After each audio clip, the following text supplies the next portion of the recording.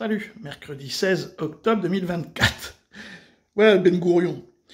Bon, donc du coup, Macron, quand il a fait la dissolution au mois de juin, là, maintenant tout le monde a compris qu'il l'a fait exprès, et qu'est-ce qu'il a dit quelques jours après? Bon, j'ai dégoupillé une grenade, maintenant il se démerde.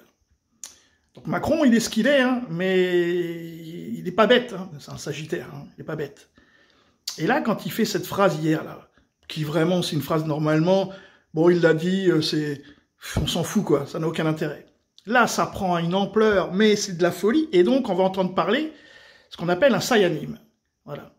Donc vous le connaissez tous, ça c'est vraiment le discours d'un sayanim, et encore une fois, hein, je veux dire, bon, ils viennent tous, ils racontent tous des choses à la télé, faut faire attention à Macron, hein. Macron, c'est pas ce qu'on croit, hein.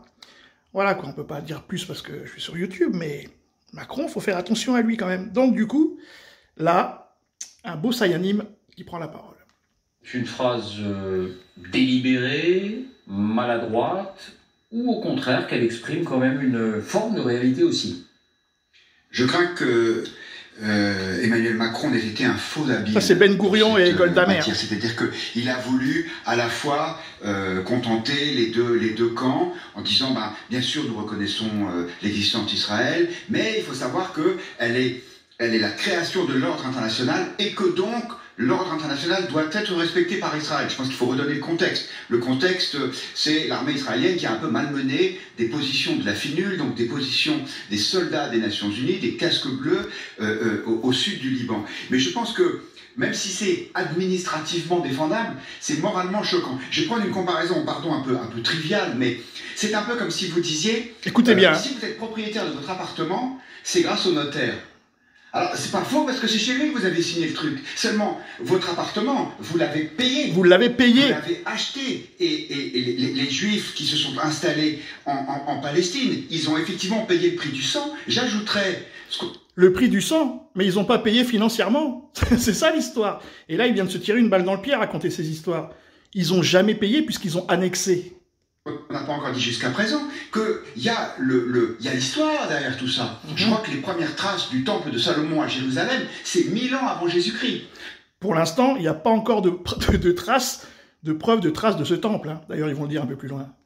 Donc ça veut dire, pour être un peu brutal, que les Juifs sont chez eux en Israël depuis 3000 ans.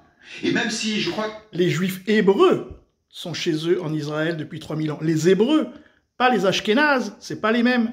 Il y en a un, c'est la Torah, et les Ashkénazes, c'est le Talmud. C'est pas les mêmes gens. Qui avait eu un projet, peut-être de créer un État juif en Afrique. En 1785. Voilà. 1785 ans. Les Hébreux, voilà, vous voyez, c'est encore plus... pas les Talmudistes.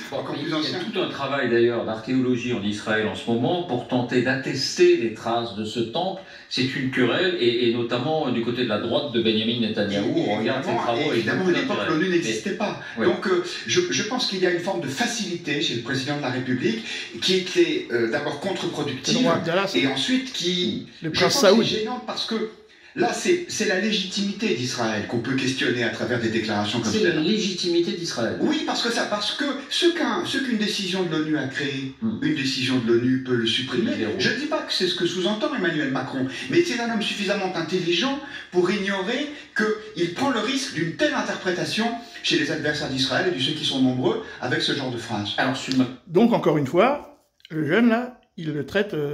Guillaume Roquette, pardon, il le traite de révisionniste, hein.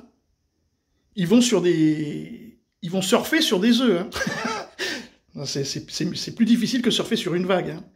Sur ce, les amis, chacun pensera ce qu'il veut. Mais ça va très mal finir, cette histoire, parce que, à part faire monter l'antisémitisme dans la France profonde, je vois pas trop sinon, hein. Mais bon, c'est peut-être le but recherché, hein, qui sait. Salut les amis.